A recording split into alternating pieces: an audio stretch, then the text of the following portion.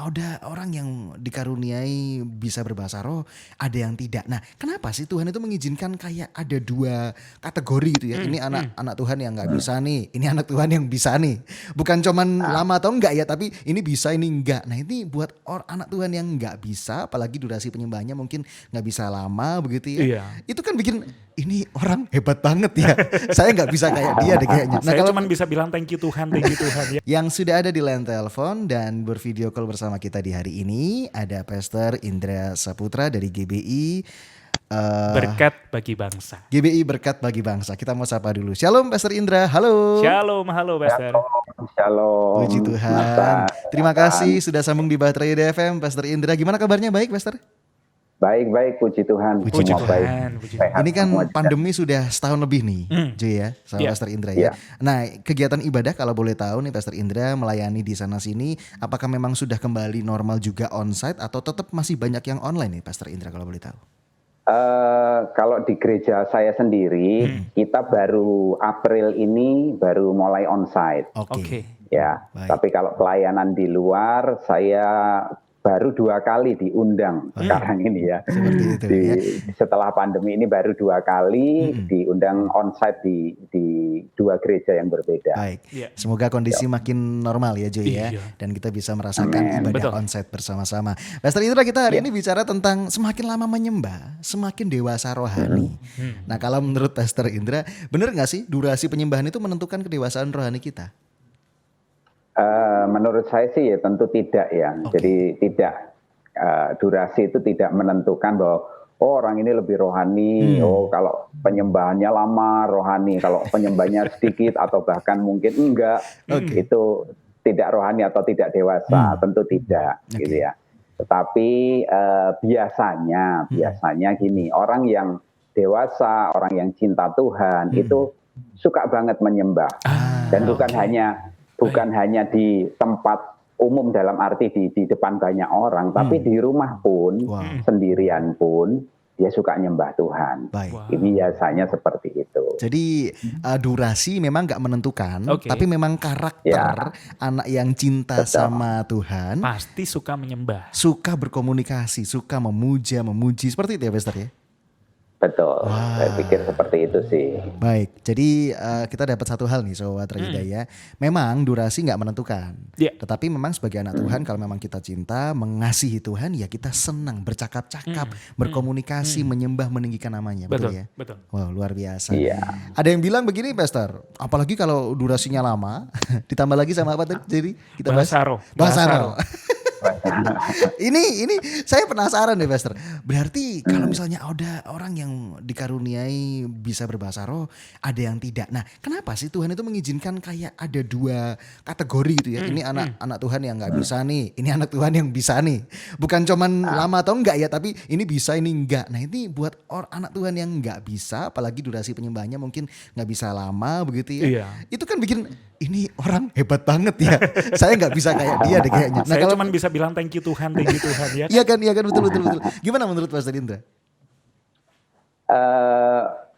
Karunia penyembahan atau karunia bahasa roh itu namanya kan karunia ya. Karunia itu artinya pemberian. Iya. Oke. Ya, namanya pemberian itu suka-suka yang memberi, gitu ya. Jadi suka-suka yang memberi dalam arti hal ini Tuhan yang memberi. Oke. Tapi kita perlu ingat bahwa kalau belum diberi bukan berarti Tuhan nggak cinta, Oke. bukan berarti Tuhan nggak sayang. Oke. Tuhan sayang sama kita semua, Tuhan cinta kita semuanya. Tapi kalau belum diberi, firman Tuhan mengajarkan mintalah, Wow. ya, mintalah, gitu. Dan kadang Tuhan itu sebenarnya tahu kok kita ini seperti apa, gitu ya. Oke. Saya kasih contoh Iya. gini. Ada orang yang minjem duit ke saya Iya. 100.000, Oke. tapi saya nggak ngasih. Oke. Karena saya tahu, kira-kira ini kalau duit ini saya kasih dia 100.000, kayaknya bukan untuk hal-hal yang penting ini. Jadi saya nggak kasih. Bener. Tapi ada orang yang minjem saya 10 juta, saya kasih. Oke. Kenapa? Karena waktu itu ternyata dia mau perpanjang kontrakan rumah atau apa gitu ya, dan dia membutuhkan, ya saya kasih gitu ya. Iya. Jadi dari sini kita bisa melihat, ini contoh saja ya, bahwa Tuhan memang tidak memberikan semuanya kepada semua anak-anaknya karunia ini, karunia berbahasa roh ini. Tetapi firman Tuhan mengajarkan, mintalah, ya, mintalah. Ketika kita minta, ya, kita mendapatkan, nah kita bersyukur. Kalau saudara yang sudah menerima karunia bahasa roh, saudara bersyukur dan saudara jangan sombong. Wah, ini jangan penting. merasa, oh aku lebih rohani nih, aku lebih dewasa nih daripada kamu yang enggak. Justru orang yang kayak gitu berarti dia belum dewasa. Wah, oke. Ya. Siap. Jadi justru dia memperlihatkan dirinya ketidakdewasaannya dengan cara meninggikan diri dengan apa yang Tuhan sudah berikan.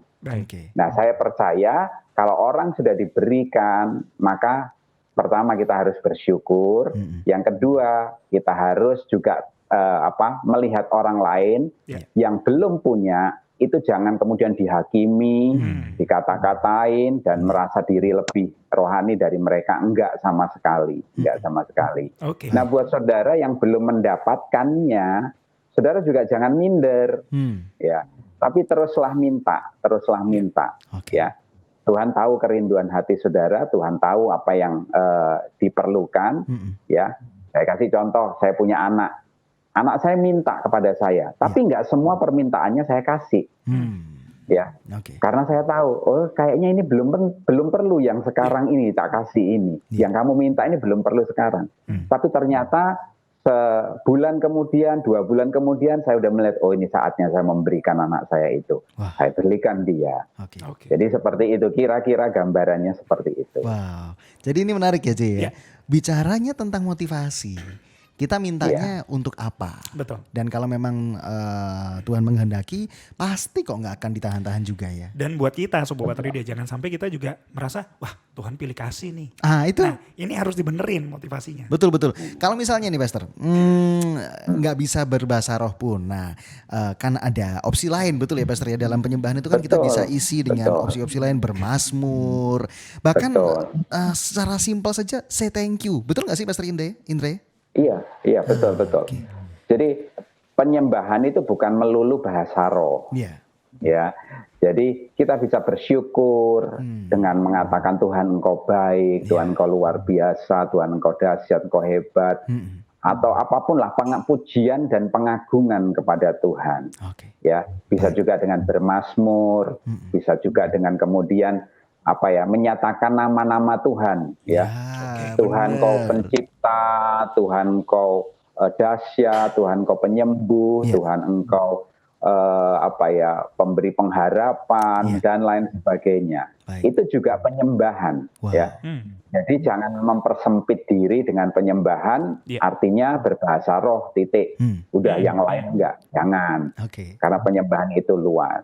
Ya, dan belum lagi penyembahan itu bukan cuma sekedar bahasa roh di gereja, suara kita kencengin di gereja. Ya. Karena penyembahan itu juga artinya kehidupan kita yang mencerminkan Tuhan yang ada di dalam kita, itu pun penyembahan. Wow, luar biasa. Itu penyembahan yang benar ya. Iya, jadi kalau orang lihat kita, ini orang kayak anak Tuhan bener nih gitu ya. Hidupnya memberkati, perkataannya membangun, menguatkan. Wah, saya diberkati banget deket orang ini. Itu pun penyembahan saudara. Luar biasa. Jadi jangan dipersempit dengan pemahaman-pemahaman yang saya pikir terlalu dangkal kalau kita hanya melihat satu sisi seperti itu. Berarti kalau ada yang mikir seperti ini, ukuran kedewasaan rohaninya belum matang nih ya, Pastor ya. Benar. Bisa kita kalau misalnya melihat, wah ini dewasa rohani cuman dari penyembahannya saja gitu ya. Ya berarti kita harus agak mundur ke belakang untuk melihat lebih luas kehidupannya bagaimana, kehidupan kita bagaimana begitu ya. Kalau memang kita masih belum bisa belum bisa berbahasa roh, belum dikaruniai, ya it's okay, nggak apa-apa. Yang penting hidup kita berkenan nggak di hadapan Tuhan. Betul. Kayak gitu ya Pastor ya. Betul. Luar biasa. Dan jangan lupa Tuhan cinta sama kita semuanya, anak-anaknya. Yes, setuju. Amin. Walaupun dikasih karunia berbahasa roh, nggak masalah. Tetap minta dan jangan minder, jangan merasa Tuhan nggak cinta sama kita dengan belum diberinya itu, jangan. Baik. Ya, karena semua nanti akan ada waktunya yang terbaik, yang waktu yang tepat lah. Mungkin kalau kita dikasih sekarang, kita bisa kayak tadi sombong tadi. Nah itu, betul. Gua udah bisa, kamu belum. Jangan-jangan kita masih seperti itu. Makanya mungkin belum dikasih. Mungkin. Kalau ibadah online kan biasanya di rumah, di ruang tamu, di ruang TV gitu ya. Karena udah dikasih bahasa roh, saya di teras aja deh kalau gitu, biar didengar orang-orang. Biar kedengeran orang-orang. Waduh, jangan gitu. Kita masih bicara bersama Pastor Indra Saputra, Sobat Ray. Kita bicara tentang semakin lama menyembah, semakin dewasa rohanikah? Nah, gitu ya. pertanyaan pentingnya nih Pastor nih. Oke. Terus kalau misalnya kalau kita nggak bisa bilang ya penyembahan durasinya itu menentukan dewasa rohani. Terus gimana kita ngukur kedewasaan rohani kita, Pastor? Iya. Oke. Firman Tuhan katakan di Matius 5 ayat yang 48, karena itu haruslah kamu sempurna sama seperti Bapamu yang di surga adalah sempurna. Ayat ini bilang sempurna ya. Jadi kata aslinya sempurna itu sama dengan dewasa. Jadi dewasa itu sama dengan sempurna. Tapi kedewasaan di sini bukan berarti sebuah titik selesai gitu ya. Tapi sebuah proses. Sebuah proses. Kedewasaan itu kalau menurut Efesus 4 ayat 13 itu bukan cuma kedewasaan secara pribadi, tapi kedewasaan secara tubuh Kristus gitu ya. Jadi kita ini jangan cuma mikir, oh aku sendiri yang dewasa, yang lain udah enggak gitu ya. Justru itu kita nggak dewasa kalau kita berpikirnya seperti itu. Tapi kita justru harus melihat kesatuan tubuh Kristus, saudara-saudara kita yang lain, kita saling menguatkan, kita saling membangun. Disitulah kedewasaan kita bersama-sama itu juga dibangkitkan, ditumbuhkan. Ya, tidak secara individual, tapi bersama-sama dalam konteks sebagai tubuh Kristus itu seperti itu. Nah, ukuran kedewasaan itu kalau saya boleh berikan gitu ya. Yang pasti kita ini ada patokannya, itu artinya ada tujuannya. Tujuannya adalah kita serupa seperti Kristus. Ya. Jadi Kristus itu patokan, Kristus itu tujuan. Kenapa kok Tuhan Yesus itu tidak berubah? Karena Tuhan Yesus nggak boleh berubah, karena Tuhan Yesus itu patokan. Ya, kalau patokan berubah-ubah kita yang bingung. Kita ikut kemana nih? Juga Tuhan Yesus sudah ganti di sana, ternyata, padahal kita udah sampai di sini. Nah, kan nggak boleh, nggak bisa. Kenapa? Karena itu Tuhan Yesus tidak berubah. Nah, Tuhan Yesus inilah patokan kita, tujuan kedewasaan kita, serupa seperti Kristus. Nah, kedewasaan ini yang terus harus kita kejar, yang harus kita usahakan menjadi seperti Kristus itu. Nah, menjadi seperti Kristus itu ukurannya seperti apa? Kalau boleh saya sharingkan, ada dua ukuran yang saya pikir kita mesti belajar. Yang pertama adalah kasih. Kasih ini seringkali yang harus jadi ukuran dalam hidup kita. Jangan mengukur kedewasaan hanya karena tindakan-tindakan atau aktivitas-aktivitas yang kelihatannya rohani. Tapi ketika kita ternyata dalam kehidupan sehari-hari nggak punya kasih, dikatakan ya itu semua sia-sia, gitu ya. Nah, kasih ini yang perlu kita belajar. Dan saya percaya gini, puncak kesempurnaan kekristenan itu adalah ketika kita mempunyai kasih kepada Tuhan dan kasih kepada sesama dengan benar, ya. Dengan benar itu artinya kasih agape itu yang ada di dalam hati kita. Saya kan beberapa tahun itu saya banyak melayani anak-anak muda ya, mungkin 25 tahun berkecimpung di anak-anak muda. Di situ saya sangat belajar tentang kasih. Ya, dulu saya pikir kasih itu mengintimidasi. Ya, kalau ada anak muda yang nggak datang ke gereja, saya tanyain gitu. Kamu kenapa kok nggak datang? Gitu ya. Kamu ngapain aja gitu ya. Saya kejar, saudara. Saya kejar sampai saya itu puas gitu. Saya dalam arti saya dapat jawaban bahwa saya tidak datang ke gereja karena ini. Itu saya kejar gitu. Tapi lama-lama Tuhan itu mengajar saya bahwa Indra, kasih nggak kayak gitu, gitu ya. Ya, kasih itu nggak kayak gitu, gitu. Terus kemudian saya seringkali dulu memaksakan kehendak saya gitu ya. Jadi ya intimidasi, ya apa namanya, berusaha mempengaruhi gitu ya. Hanya untuk supaya memuaskan saya sebenarnya. Oke. Mengajarkan kasih itu adalah kamu sampaikan kebenaran, kamu sampaikan firman Tuhan. Tapi selanjutnya biarkan anak-anakmu ini memilih, mengambil langkah sendiri. Oke. Kalaupun mereka nurut sama kamu, omonganmu, puji Tuhan. Kalau mereka nggak nurut sama omonganmu, kamu harus tetap mengasihi mereka. Wow. Kalaupun mereka gagal, mereka jatuh, datangi, peluk mereka, bilang aku tetap mengasihi kamu. Wow. Aku tetap terima kamu, aku tetap doain kamu. Baik. Saya diajar Tuhan hal-hal yang seperti ini. Jadi kalau ngomong kasih itu aduh dalam banget. Luar Tapi biasa. ketika kita ngerti kasihnya Tuhan yang agape itu, hidup kita enteng. Ya, hidup kita enteng. Karena apa? Dulu saya hidupnya jadi suka kepo kan. Hidupku ini ngapain ya? Mereka berbuat dosa enggak ya? Salah enggak ya hidupnya? Saya jadi capek sendirinya gitu ya. Tapi ketika saya belajar melepaskan kasih, aku udah ngajarin yang benar, aku udah sampaikan firman. Nah sekarang waktunya kalian mengambil keputusan dan bertanggung jawab atas keputusan yang kalian ambil. Ya. Kalau kalian mau ambil langkah itu, ya nggak apa-apa, silahkan. Tapi ingat, ada konsekuensinya di situ. Kalau kamu ambil langkah yang ini, kamu juga ingat ada konsekuensinya di sini. Nah, semuanya saya kembalikan. Itu membuat hati saya jadi lebih plong gitu ya, lebih gitu ya. Udah nggak kepingin jadi Tuhan gitu yang harus kepo. Mereka lagi ngapain? Malam minggu mereka pacarannya bener nggak gitu. Oke. Baik. Seperti itu ya. Baik, ini proses ya yang dijelaskan oleh Pastor Indra adalah proses kesempurnaan dan itu nggak ada ujungnya. Betul. Ujungnya ya sampai kita selesai bertugas di dunia dan Tuhan panggil kita pulang. Seperti itu ya Pastor ya. Luar biasa. Betul. Kita masih bicara bersama Pastor Indra Saputra, bicara tentang semakin lama menyembah semakin dewasa rohanikah. Mungkin Pastor bisa kasih kesimpulan karena kita udah ada di penghujung video call dan mungkin ada pendengar yang baru join, mungkin Pastor bisa kasih kesimpulan, silahkan Pastor.